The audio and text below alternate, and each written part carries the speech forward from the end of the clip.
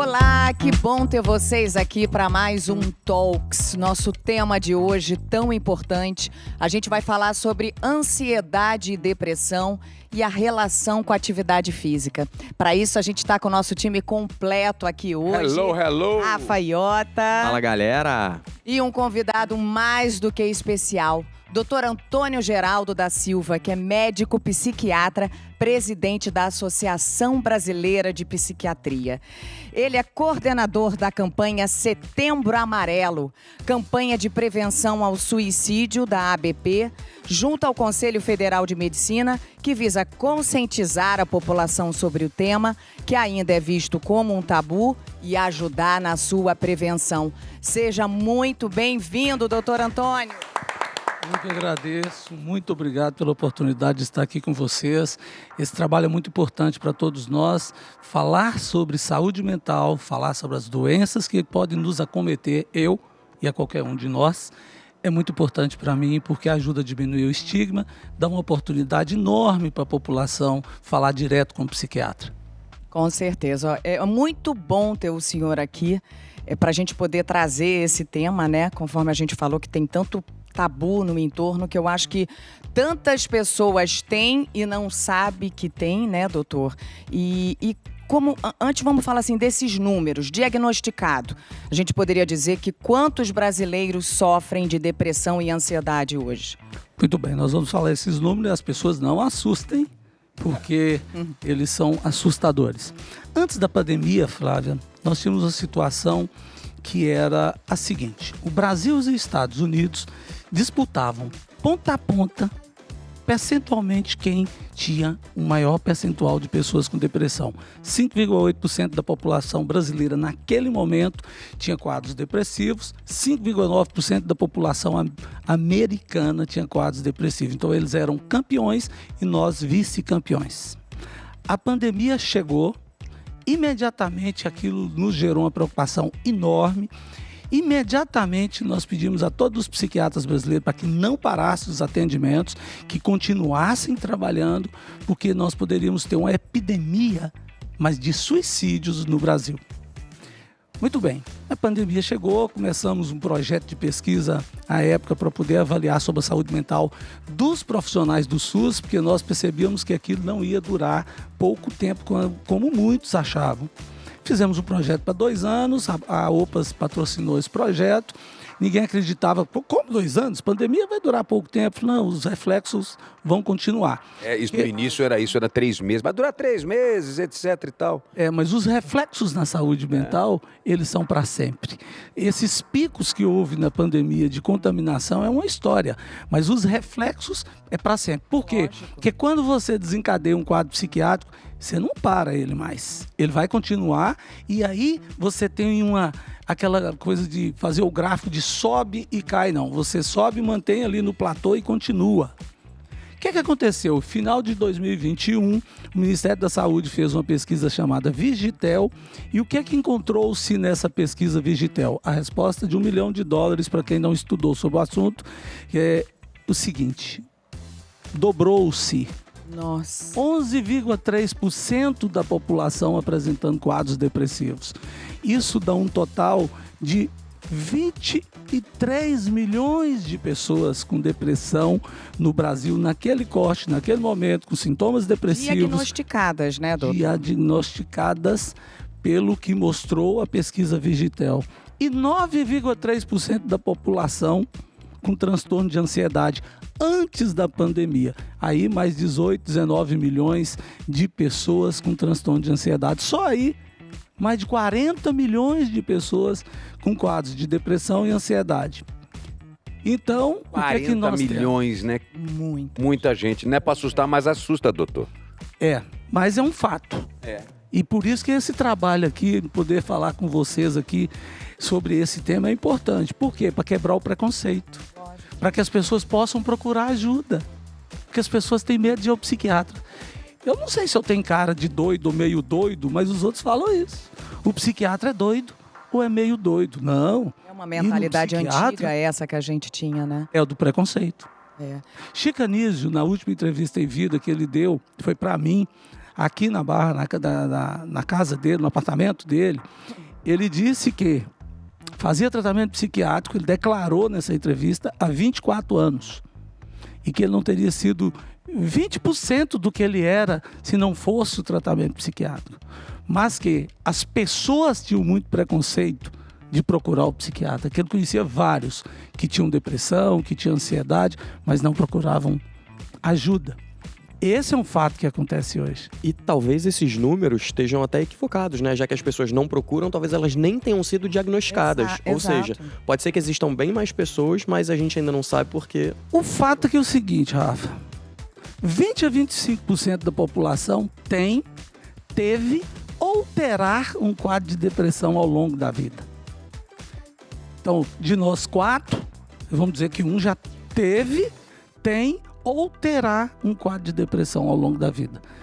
Você vê, é grave, é gravíssimo, é extremamente importante podermos levar esse conhecimento para a população entender, oi, calma, quem vai ao psiquiatra não é louco, e nem todo psiquiatra é louco. Alguns de nós somos, mas nem todos são. Isso é uma brincadeira, né? Só para mostrar que qualquer um pode adoecer. Eu posso adoecer, qualquer um pode adoecer a qualquer momento. Tentando destrinchar para quem está em casa, eu acho que é a mesma pergunta. Quais seriam os sintomas, assim, para a gente estar falando, traduzindo para quem está do outro lado lá? Que você pode olhar e dizer, será que então eu tenho uma depressão, eu sofro de ansiedade?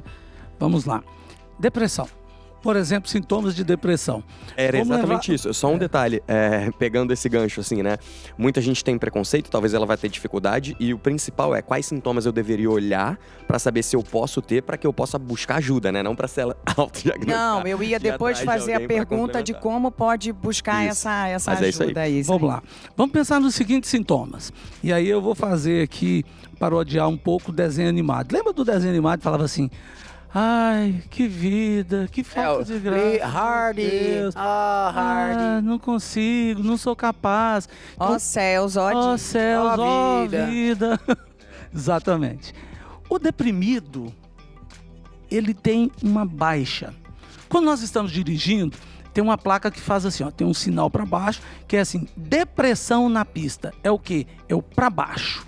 Então é vontade diminuída. Alegria diminuída, desempenho físico diminuído, capacidade de trabalhar diminuída, libido, vontade sexual diminuída, criatividade diminuído. Então você tem uma baixa em tudo. Lembrar que eu não estou falando aqui para médico, portanto eu tenho que falar para a população para entender claramente o que é isso.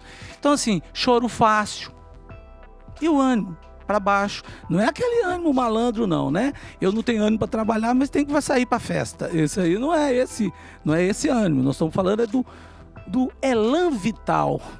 É aquela falta interna de vigor, de vontade, de sensação assim de poder fazer. E olha que interessante. Eu citei aqui vários sintomas que o diagnóstico não é de depressão. E aí é onde as pessoas erram, quando resolvem preencher questionáriozinhos para dizer que é depressão. Se eu falar, por exemplo, ganho de peso ou perda de peso, a depressão tem isso. Mas hipotireoidismo também pode ter. Queda de cabelo, sudorese, às vezes dores que não respondem a nenhuma forma de tratamento, também pode ser de uma depressão, que são sintomas que nós chamamos de sintomas mascarados. Mas o hipotireoidismo também pode dar esse desânimo, falta de vontade, falta de prazer, falta de alegria. E aí, por isso que é um diagnóstico médico. Porque é um diagnóstico que você inclui sintomas, mas você exclui também sintomas. Então, você tem que fazer o diagnóstico diferencial, que nós chamamos em medicina. Então, você tem que conhecer as doenças psiquiátricas e as doenças não psiquiátricas para poder fazer o diagnóstico. Então, quem pode fazer isso? Apenas o médico psiquiatra, porque ele domina o conhecimento das duas partes. Então, além de todos esses outros, né, doutor, essa falta de vontade, né, de viver nas coisas, como o senhor bem disse, não é só para trabalhar, mas é também para você sair, para você se divertir, né, para você buscar coisas... As relações sociais, relações dentro da família, fora da família, são todos muito importantes para o nosso dia a dia, para a nossa convivência social, familiar, a produção no trabalho. Então, fala assim, mas doutor, isso é assim, então, mas quem está trabalhando então pode não ter depressão? Engana-se. vou ensinar uma coisa para vocês aqui em psiquiatria que é muito interessante. As doenças psiquiátricas, elas são dimensionais. Elas estão em uma dimensão. Como é que é isso, doutor? Por exemplo, pressão arterial. Qual é a normal? 12/8, 120/80. Mas tem as variações. 11/7, 13/8. Então tem as variações, mas está dentro de uma dimensão da normalidade. Ok. Tristeza, eu tenho. O que tem? Mas está dentro da normalidade. Falta de vontade de fazer isso ou aquilo, também tenho. Mas está dentro de uma normalidade. Mas se eu tiver uma pressão 15/9, opa, já saiu aqui da normalidade, já preciso cuidar. A depressão também é assim. Você tem uma depressão leve, moderada e grave.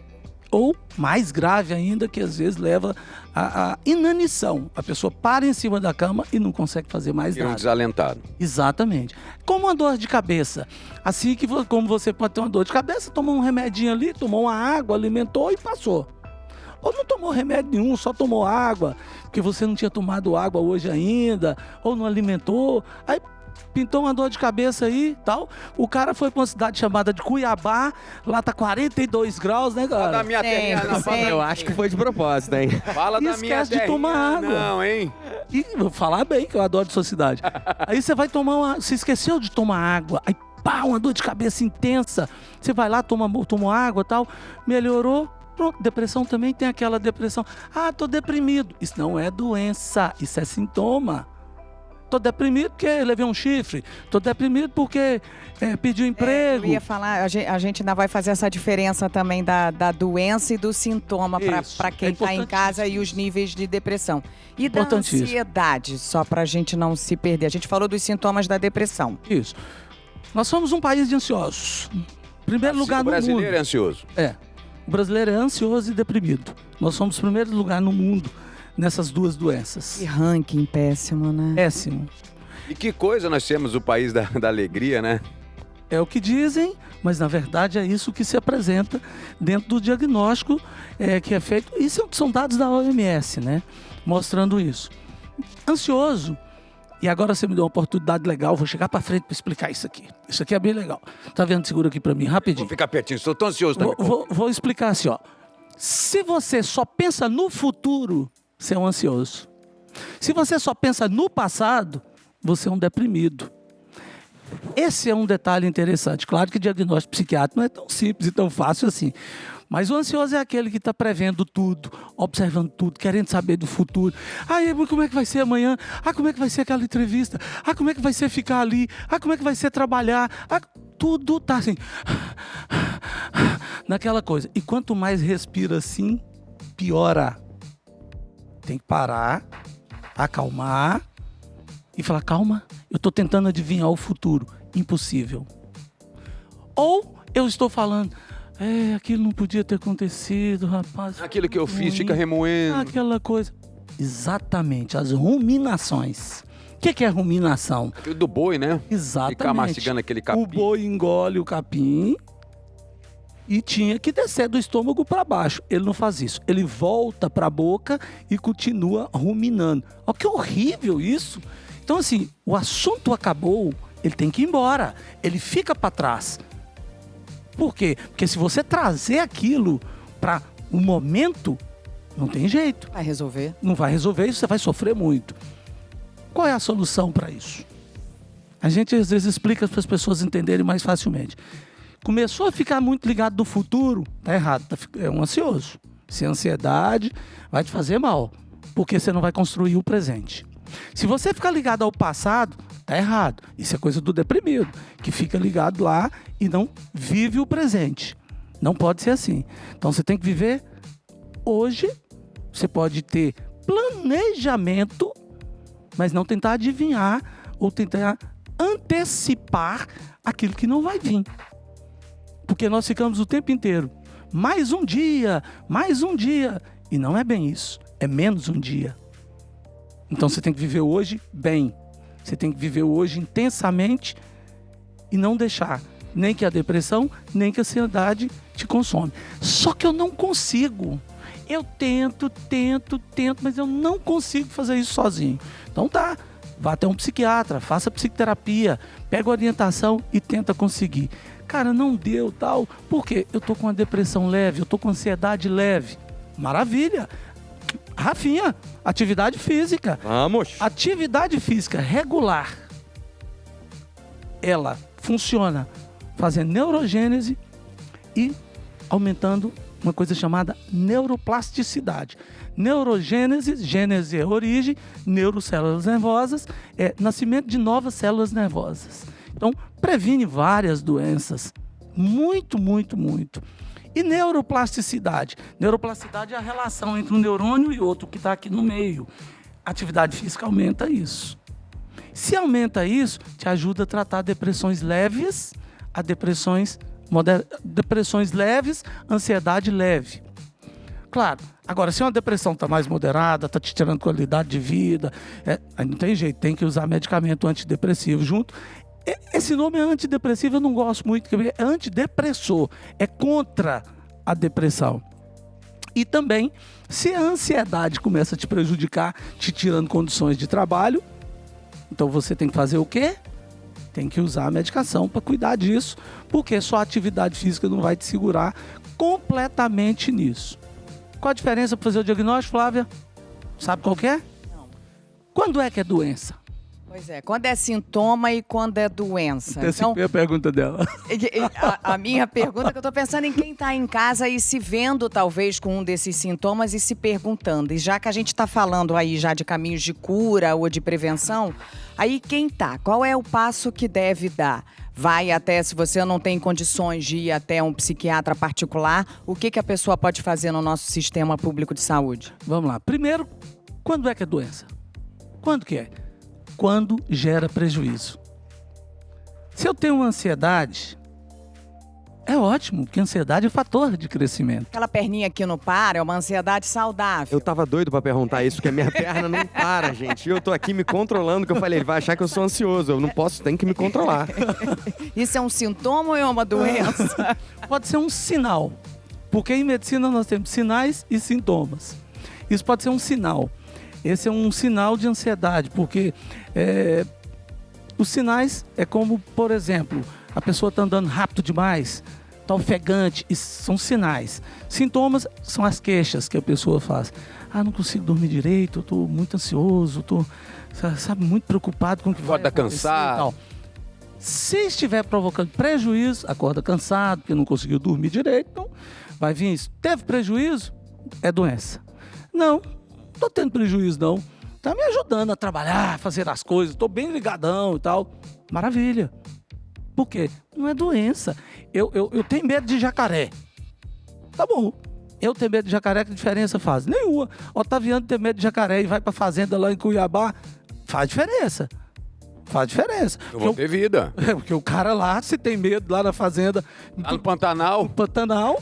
Então lá no Pantanal, quem tem medo de jacaré tem que cuidar, tem que tratar. É um tipo de fobia, a gente pode falar disso em outro momento. E fobia é um tipo de transtorno de ansiedade, aí tem que tratar. Porque os transtornos de ansiedade, e que aí nós vamos chegar em quem procura ajuda, ele é um guarda-chuva. Chama transtornos de ansiedade. Aqui embaixo tem transtorno obsessivo compulsivo, que é um transtorno de ansiedade. Fobias. Fobia social, que é o medo de falar em público, medo de falar com o microfone, medo de falar com o chefe imediato. Então isso é fobia social, que também é chamada de transtorno de ansiedade social. Aí você tem transtorno de estresse pós-traumático. E você tem vários, então, aqui, são 5, 6 transtornos que compõem os transtornos de ansiedade. Como é que eu vou procurar ajuda se eu moro em Grão-Mogol, norte de Minas, lá não tem psiquiatra? Eu tenho que fazer meu comercial da minha cidade, Cuiabá, a cidade que eu nasci. Cuiabá, Grão-Mogol, estamos vendendo Falar de peixe Arraial aqui. já aqui, hein? Às vezes você não tem essa oportunidade. Primeiro passo, atividade física diária regular. Aí você vai falar, mas 365 dias ao ano, doutor, se eu vivo falando isso. A atividade física regular não é a mesma coisa de quem está preparando para uma maratona. Quem está preparando para uma maratona, tudo bem, tem que ter descanso, tem que ter essa regularidade para poder descansar, tem a questão da musculatura, coisas que o Rafa é profissional para explicar bem para vocês. Mas a atividade física diária é porque o ser humano é um ser ativo. E o ser humano passa o tempo inteiro sentado no sofá. Isso não pode. Né? Nós saímos correndo atrás da comida para poder comer. Hoje a gente já encontra comida na mesa, prontinha, bonitinha, certinha. Então a gente precisa voltar e ter atividade física diária que vai ajudar em depressões leves, em ansiedade leve e vai ser muito importante. Retire estimulantes. Para que usar? Né? Então, faz uma alimentação mais saudável, mais natural, né? Organizando direitinho, proteína, que são... Você tem os alimentos construtores, né? Os construtores são as proteínas. Aí você tem ali frutas, verduras, os carboidratos. Faz uma alimentação legal, já vai ajudar bem, já ajudar bastante. Muda o ritmo de vida, muda o estilo de vida. Isso está me adoecendo. Então tá, vamos mudar? Vamos mudar. Muda, isso aí já ajuda bastante. Bom, eu continuo tendo prejuízo, cara, não está adiantando tudo isso que eu fiz. Aí você tem que procurar uma ajuda médica, de preferência é o psiquiatra. Nós não temos psiquiatra em todos os municípios do Brasil. Nós temos hoje mais de 5.500 municípios do Brasil, nós não temos psiquiatra em todos eles. Mas um médico pode te auxiliar. Se você chegar lá e pegar um médico preconceituoso, aí ele não vai te diagnosticar, porque ele mesmo tem preconceito de falar de psiquiatria ou de saúde mental. É mesmo? O próprio médico? Infelizmente, sim. Aí você procura outro e fala, não, eu sei, porque eu vi lá no Tox lá, a explicação de que é isso, eu vi que eu tenho esse quadro mesmo, e aprendi isso no Tox, me serviu para a minha vida, mas quem não está me servindo é esse médico, porque ele não compreende o que eu tenho. Isso pode acontecer? Pode. Aí você tem que buscar ajuda para poder tratar disso. Às vezes as pessoas falam assim, o profissional de saúde mental pode ajudar. Diagnóstico médico é diagnóstico médico, são coisas diferentes. Eu trabalho com psicólogo, com educador físico, trabalho com fonoaudiólogo, nutricionista, eu tenho equipe que trabalha comigo, todos são essenciais. Mas o diagnóstico é preciso ser feito. Por quê? Porque 96,8% das pessoas que cometeram suicídios no estudo feito pela OMS, há alguns anos atrás, um brasileiro que fez esse estudo, Bertolotti, mostrou-se que nos prontuários daquelas pessoas que tinham suicidado, tinha um diagnóstico de doença mental ali naqueles prontuários. E os outros 3,2% prontuários lá de Etiópia, de Gana, que Ou seja, psiquiatra podia tinha. ter sido evitado, né? A OMS afirma isso, Flávio, o que você acabou de falar. Mais de 90% dos suicídios poderiam ter sido evitados. Podem ser evitados, melhor dizendo. Olha só. Então é procurar um posto, se não tiver naquele posto, procurar em outro perto. Não vai ter em todos, mas a gente tem que buscar esse ajuda. tipo de serviço onde as pessoas podem buscar ajuda.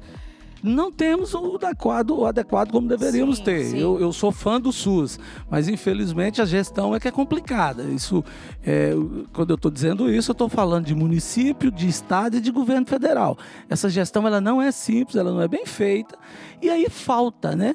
Mas você pode falar para o médico, doutor, eu olhei aqui, ó, eu assisti no Tox, eu tenho aqui a sintomatologia aqui de depressão. Eu estou tendo prejuízo, eu não estou conseguindo produzir. Eu não vim aqui pedir atestado médico, não. Eu sou lavrador, eu sou pedreiro, eu trabalho para mim mesmo. Eu só não posso parar de trabalhar. Se eu parar de trabalhar, eu não sobrevivo. Eu preciso dessa ajuda. Aí o médico vai te dar uma atenção maior, porque você está mostrando claramente o que é ali. Que é outro dilema médico também, essas coisas de só procura para pedir atestado, para afastar do trabalho, essas coisas, isso é bem complicado. E já falando dos passos... Desculpa, Love, pode perguntar. Não, que eu estava querendo trazer um pouquinho para o nosso guarda-chuva aqui da treino com relação aos exercícios físicos, que a gente falou, o senhor já deixou claro quanto é fundamental. Eu ia perguntar, falando dos passos que dependem da gente, como exercício Exatamente. físico. Qual é o principal exercício físico que você aconselha já fazer para, de repente, já dar um remedinho que você não precisa tirar dinheiro do bolso para É fazer? verdade que o aeróbico é melhor do que o outro tipo ou não? Musculação. Deixa eu contar uma história para vocês da psiquiatria, né? Isso é do Rafa. Eu tô invadindo na área do Rafa. O melhor exercício físico que existe. Todo mundo gosta de alguma coisa para ser feita. É o que você gosta. É o que você vai fazer. É o que você Fala vai disso compreender fazer. num talks nosso de motivação, a gente fala justamente, o Rafa falou exatamente isso, né? Eu tô ouvindo o doutor falar e tem muitas coisas interessantes, né? A gente teve uma meta-análise recente, agora foi publicada esse ano, se eu não me engano, não tem nem um mês, que abordou esse tema e houveram várias coisas interessantes nessa meta-análise, porque a forma como ela foi difundida nos canais normais, né, sem ser canais científicos, era de que o exercício era melhor do que o remédio. A meta-análise não fala isso. Até porque cada quadro é um quadro, né? Cada pessoa precisa ser tratada de uma forma e o exercício ele pode fazer parte do tratamento, mas não necessariamente ele vai ser a única intervenção. E tá incrível você falando isso. E nesse estudo ele aborda exatamente esse ponto, que é o seguinte, cara, qual seria a melhor intervenção? É uma revisão sistemática de revisões sistemáticas, né? Então ele pega todas as meta-análises que já houveram sobre o tema, junta todas essas informações e dá pra gente uma série de informações relativamente bem precisas. E o ponto é, cara, o que é melhor? Aeróbico, força, yoga. E o que tá claro nesse estudo é aquela que você consegue realizar com adesão e minimamente, né, com alguma forma de prazer. Porque no fundo, a gente só consegue aderir ao exercício se você tem um mínimo de prazer nele. Então, a primeira coisa tem que ser algo que você consiga manter a consistência. 3, 4, 6 vezes por semana. Ele mostrou que a frequência semanal é importante. Então, fazer maiores frequências gerou maior resultado do que frequências mais baixas. Ele também mostrou que a intensidade, ela não necessariamente é um fator primordial. Ou seja, é importante que você se movimente e talvez, especialmente numa fase inicial, nos 3 primeiros meses ali, né, 12 semanas, qualquer intensidade foi positiva. A partir disso, intensidades um pouquinho mais altas, moderadas a altas, trouxeram benefícios interessantes. Então, olha como é que a questão escolha aquilo que você consegue fazer com adesão e com o tempo, aí já é uma parte que é minha, né, uma particularidade minha, que eu brinco que para você escolher o exercício perfeito, isso depende de várias coisas. Mas é óbvio, se você tem uma pessoa que tem uma determinada dor, ela vai ter que fazer um fortalecimento. Talvez ela não consiga fazer isso agora. Talvez o exercício perfeito para ela não seja possível num primeiro momento. Mas o que a gente vai fazer é mostrando para ela, né, e elevando o nível de consciência dela para que com o tempo, como profissional, eu consiga chegar no que seria o adequado para aquela situação como um todo. Mas pensando nos quadros de ansiedade e depressão, é basicamente, cara, fazer exercício, se movimentar, manter o corpo em movimento. Faça aquilo que você gosta na hora que você puder. Isso, e com o tempo a gente vai progredindo para fazer algo que talvez seja mais direcionado dentro das suas necessidades. Essa que é a nossa brincadeira. Fez sentido para você, doutor? Falei Total. muito e... Não, total, maravilhoso. É exatamente o que eu digo para meus pacientes. É o que você mais gosta. É o que você vai fazer. Não adianta eu te pedir para fazer tênis. Falo assim, cara, não tem jeito nenhum para tênis. Vou fazer esgrima. Vou fazer esgrima. Que esgrima, cara? Deus me livre daquele negócio. Então, assim, o que você gosta? Isso que eu gosto. Então tá, agora tem a frequência. Aí agora, doutor, tô fazendo, já tem um tempo, tô bom nesse negócio. Aumenta um pouquinho o tempo ou a intensidade. E aí você vai fazendo as adequações sem gerar sofrimento. Porque se gerar sofrimento, a desistência está perto. E ele usou uma palavra que é muito interessante, que pouca gente sabe usar, que é a palavra adesão. Adesão é o ato de aderir, é o ato de você ativamente entrar naquele processo. Enquanto que as pessoas usam muito, traduzindo do inglês, falando aderência, né? Que adherence traduz por aderência. Aderência é tudo que nós não queremos na atividade física e nem no tratamento médico. Porque aderência é um negócio passivo. Você vem e colar um esparadrapo, então é aderente. Isso é aderência. Ou quando você faz cirurgia e aí cria-se aderências internamente. Adesão. Adesão é tudo nisso aí. Então, todo o trabalho que nós queremos para a pessoa sair da depressão, para sair da ansiedade, quando a gente pede para fazer, é ter adesão à atividade física. E retirar estimulantes. Porque os estimulantes, eles só melhoram temporariamente, depois cai. Você tem que aumentar o estimulante. Você tá botando estimulante também como, por exemplo, um pré-treino? Você considera que acelera batimento cardíaco, que vai para cima? Depende do que tem nessa composição do pré-treino. O pré-treino, ele pode ser bom e pode ser ruim. Depende do que está na composição. Esses dias mesmo eu vi um jogador que infartou em campo. Mas estavam fazendo uma coisa muito comum, o Rafa sabe disso, que era dar cápsulas de cafeína para as pessoas antes do jogo de futebol. A cafeína, ela te dá um boom que seu coração pode aguentar ou pode não aguentar. E aí você Mas no aspecto pode ter um psicológico, problema. mas minha pergunta vai para o psicológico mesmo. Você levar muito a sua respiração, você suspender toda a sua elevação. Se você tiver uma quantidade muito forte, por exemplo, quando eu falo de estimulante, é cafeína. Cafeína é uma coisa que eu não gosto dentro do meu dia a dia. Eu peço meus pacientes para não usarem cafeína. Por quê? Porque há um aumento do metabolismo hepático e há uma eliminação mais rápida das drogas. Então eu não gosto. Então cafeína é um exemplo.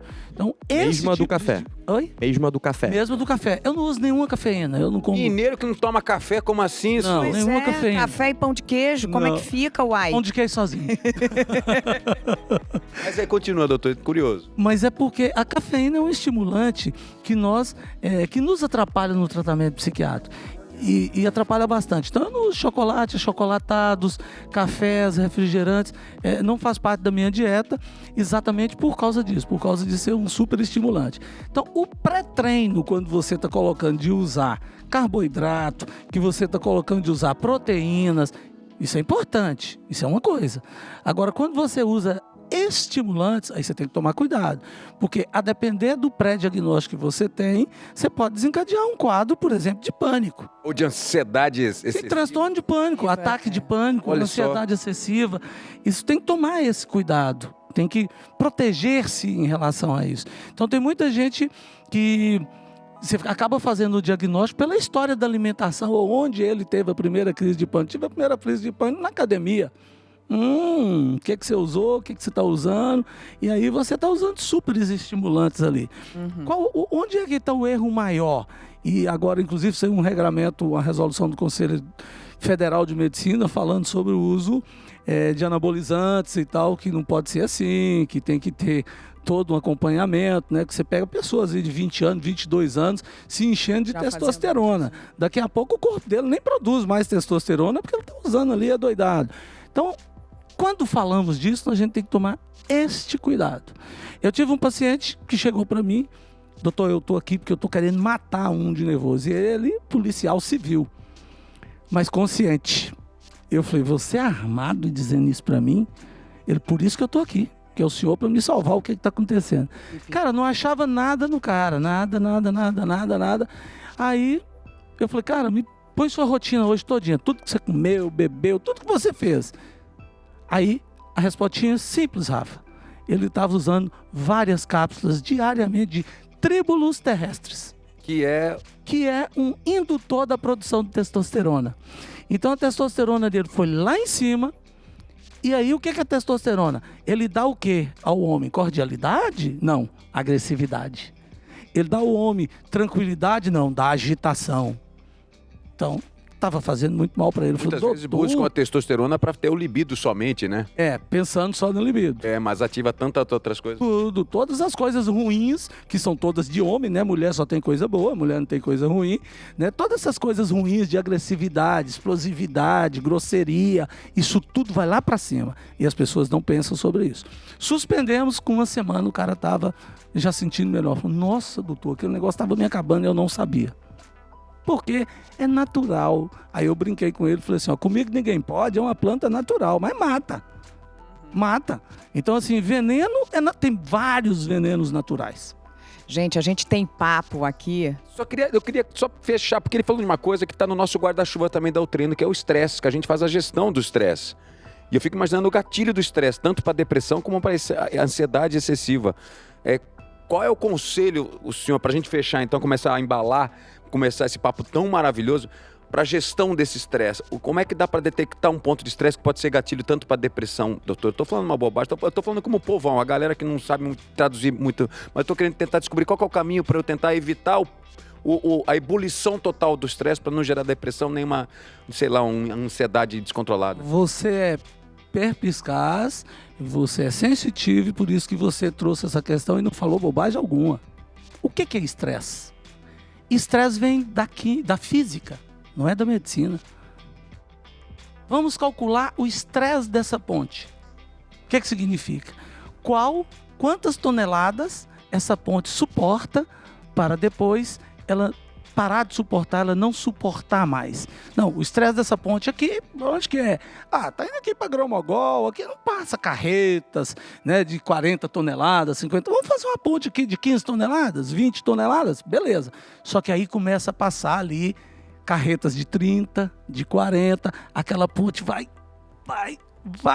e aí ela estressa, aí ela trinca, aí ela quebra, ela rompe, aí ela cai. O ser humano é a mesma coisa. Você tem um nível de tolerância do que você suporta. Aí você exagera. Aí você não vai aguentar. Óbvio. Por quê? Porque o seu ponto de estresse está naquela altura ali. E você exagerou. Você tinha que trabalhar. O meu ponto de estresse, 6 horas de trabalho por dia, 8 horas, 12 horas. Aí tem gente que vira e fala. Eu tenho um amigo psiquiatra, o Ervin, que vira para mim e fala assim: mas ninguém acompanha o senhor, presidente. Ninguém é capaz de conseguir fazer isso tudo que você fica fazendo e tal. Então, o meu ponto de estresse é mais alto. Mas tem gente que é bem mais baixo. Então, cada um tem um ponto de estresse. A partir daquele momento, você quebra, você rompe, assim como a ponte. É isso que o estresse entra. Então, quando você fala assim, o estresse foi muito grande e eu entrei em depressão. É possível? Claro. O estresse foi muito grande, eu acabei tendo crises de pânico. É verdade? Sim. O estresse foi muito grande que estourou e eu fiz um transtorno do estresse pós-traumático. 11 de setembro. O atentado das Torres Gêmeas. Gerou uma epidemia de TEPT, que é transtorno do estresse pós-traumático, entre os americanos, mas não só americanos.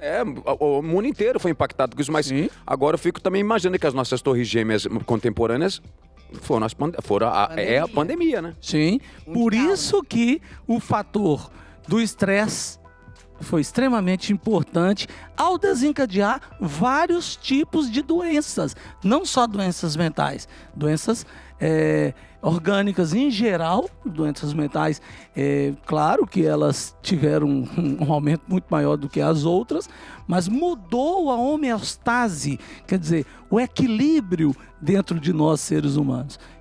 Essa modificação, ela impacta em tudo. As doenças autoimunes, né, doutor? Sim. Doença autoimune, então, virou festa. Por exemplo, nós somos um país de pessoas que gostam de ir às ruas, passear. Eu moro em Brasília, tem gente que vai em Brasília e fala assim, Brasília é esquisita, a gente não vê pessoas nas ruas. E é diferente. Então, tem gente que vai para Brasília e não se adapta. Por quê? Porque não vê pessoas na rua. Então, nós somos, normalmente, o ser humano já é um ser social. A sociabilidade é muito importante. Com a pandemia, te trancou dentro de casa. Isso mudou todo o seu sistema de vida. Inclusive para ter que tolerar as pessoas 24 horas junto o tempo inteiro. Eu não vivi essa pandemia. Como médico, eu trabalhei o tempo inteiro, não parei um dia. Mas eu via isso rotineiramente queixado pelas pessoas em teleconsulta, o que eu faço? E aí eu orientava. Faz o seguinte, chama seu filho para poder ir na sua casa. Doutor, mas tem 2 meses e meio que eu não vejo meus filhos. Tá errado, não tá certo isso. Você vai para a porta da sua casa, vai lá, bota 4 cadeiras lá, com a distância de 4 metros de cada um, e faz a reunião assim. Você senta lá na rua, cada um pode sentar e fazer. Eu tenho o privilégio de morar em casa. Eu sou da roça, né? Lá do interior de Minas. Então isso para mim é muito importante. O que eu fazia? Fazia isso. Chamava a família, ficava cada um longe. Eu tinha paciente idoso, sozinho. Tá louco? Você deixar a pessoa com 80 anos isolada, lidando com a morte, com o morrer diariamente. Falei, não pode ser assim. Falei isso para vários. Chama.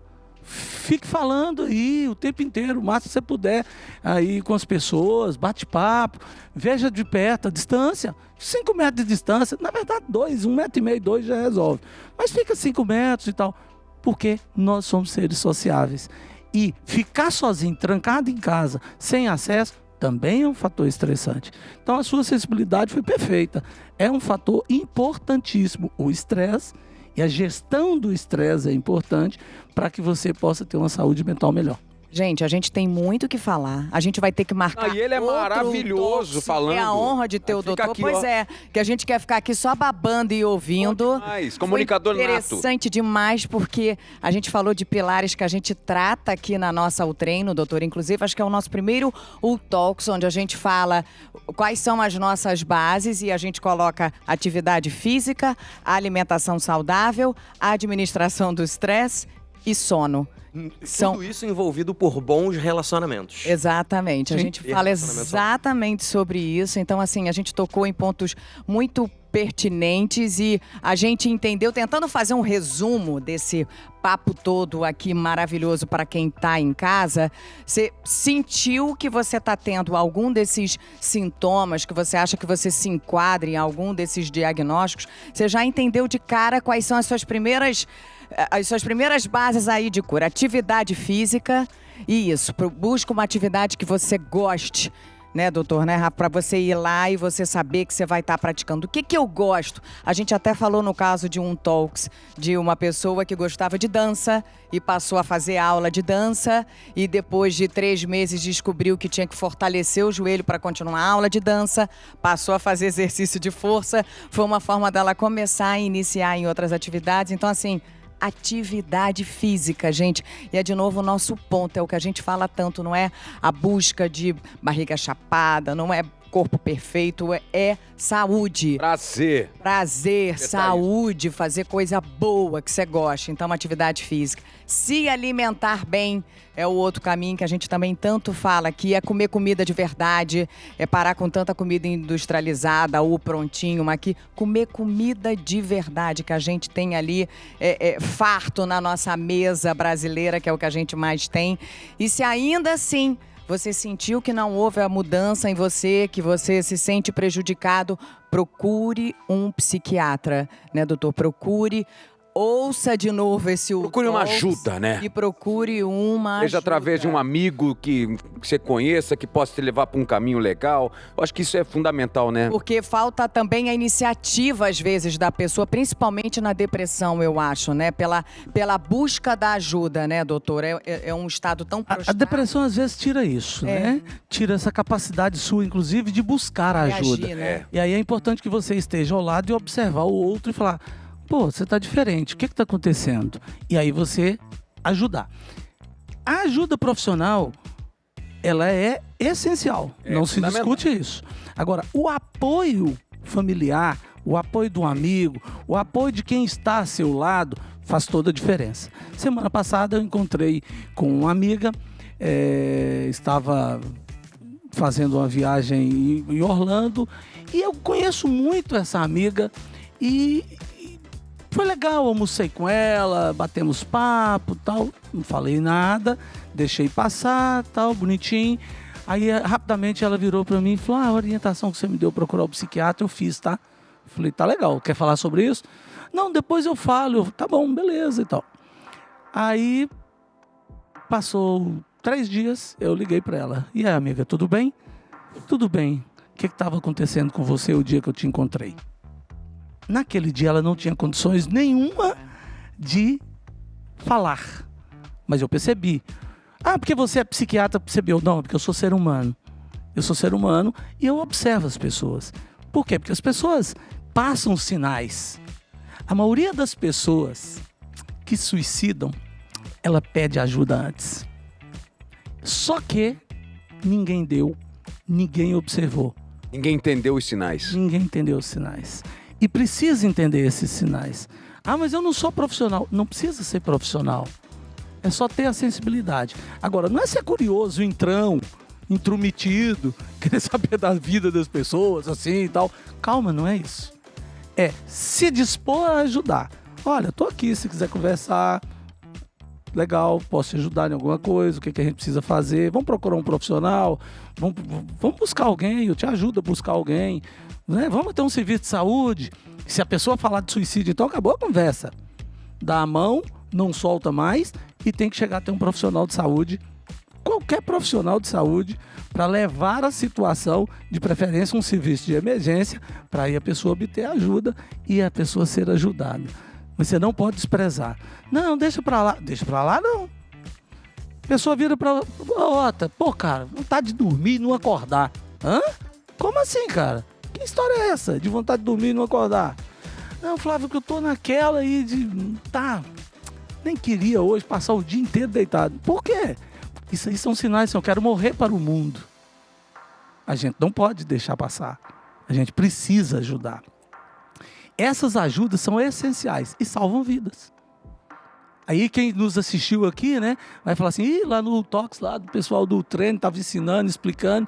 Eu aprendi isso. Tem que prestar atenção, tem que dar ajuda, não pode deixar por conversa fiada.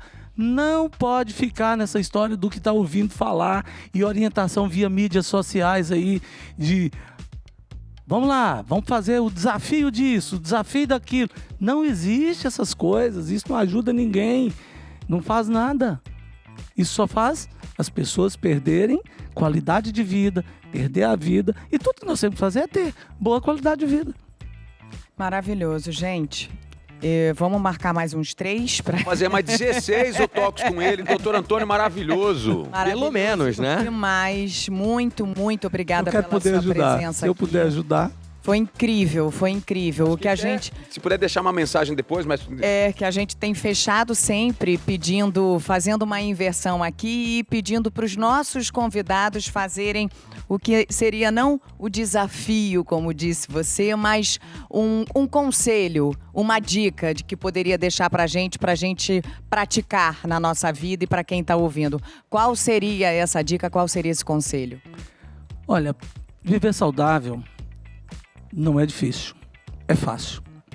O mais natural que você relacionar com o mundo é melhor. Não tenta antecipar o futuro e nem viva de passado. Viva o seu presente, vivendo bem, tentando fazer hoje, para você e para os outros, o que você pode fazer de melhor. Se você se tornar uma pessoa melhor, o mundo vai ser melhor. E para o mundo ser melhor, depende apenas de você ser uma pessoa melhor. O seu mundo já vai ser melhor. E se envolva e se entrelace, criando uma rede de proteção, onde você pode buscar um admirável mundo novo. E está dentro de você. Muito lindo. Muito obrigada. E assim encerramos. Eu não tenho nem mais o que falar. Eu tenho, sim. Para o público que quiser ouvir mais, doutor Antônio, onde é que a gente encontra o senhor nas redes sociais? Onde é que a gente pode perceber mais o seu conhecimento? Porque tem tanta gente que deve ter, assim como nós, ficaram de boca aberta e de mente aberta para ouvir mais. Onde é que a gente encontra, doutor? Bom, eu tenho um podcast onde eu trato desses temas da saúde mental com vários colegas que nós chamamos, né, o que envolve a saúde das pessoas. Meu Instagram é o @AntônioGeraldo. Claro que eu não faço consultas via Instagram. Mas traz insight. Traz informações, traz orientação para as pessoas. Temos o canal da psiquiatria no YouTube, que é da Associação Brasileira de Psiquiatria, e eu e vários colegas do Brasil inteiro, são dezenas de colegas, já temos ali vídeos gravados onde nós tratamos dos vários temas da psiquiatria ali para a população. A ideia é exatamente popularizar a psiquiatria, dando esse entendimento e esse acesso por todos que quiserem acessar. Sempre que eu puder, eu busco ajudar as pessoas. Eu vou contar para vocês um segredo rápido. Eu só estudei em escola pública. E essa é a maneira de eu devolver o dinheiro que pagaram para eu estudar. Porque quando eu estudei por escola pública, você pagou, eu tenho que devolver isso para a população de alguma maneira. E esse trabalho com a população que eu faço é para isso. É para devolver para a população o dinheiro que foi investido na minha formação. É isso.